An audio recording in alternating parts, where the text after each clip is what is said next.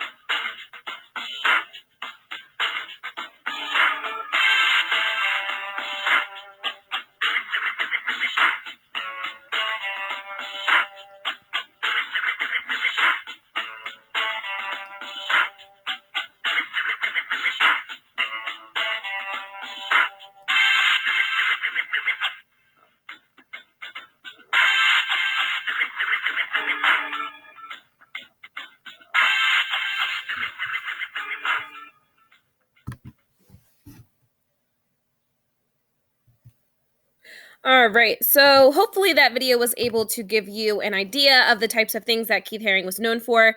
So he did start creating art by making these murals inside of subway stations. So when workers were taking the train during their rush hour, they would see these paintings or graffiti on the wall, and it really grabbed their attention.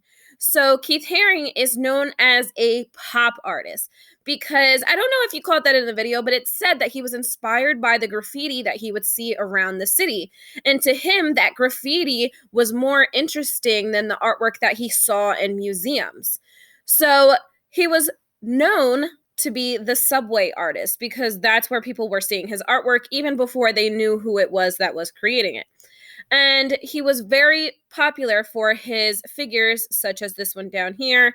You can see that he just uses black outlines for his artwork and then fills them in with simple and bright colors to help represent that 80s culture. Now, some of the things that he's most known for in his artwork are these symbols right here.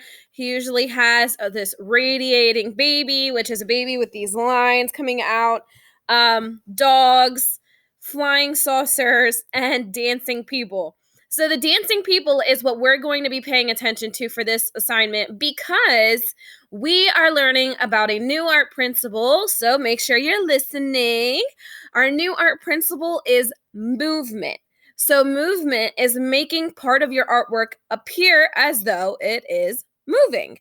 And you can see that maybe if we took away these lines, it would just look like random people maybe falling or something like that. But because these lines are there, those lines show movement or action. So that's what we're going to be creating in our artwork by having some moving pop art. Now, what I want you to do is make sure that in order to make our artwork interesting, we want to include at least 3 characters. We want to have 1 to 2 symbols to show what our characters are doing. We need those lines around our characters to show movement and 1 pattern. So do you see in the ground, the background is plain, but on that ground right there, you could have polka dots, you could have scales, looking things like this guy or stripes, something like that. But we want to keep it as close to the artist as we can. So we're not drawing facial features, we're not drawing clothes. We are just keeping this very basic with basic colors.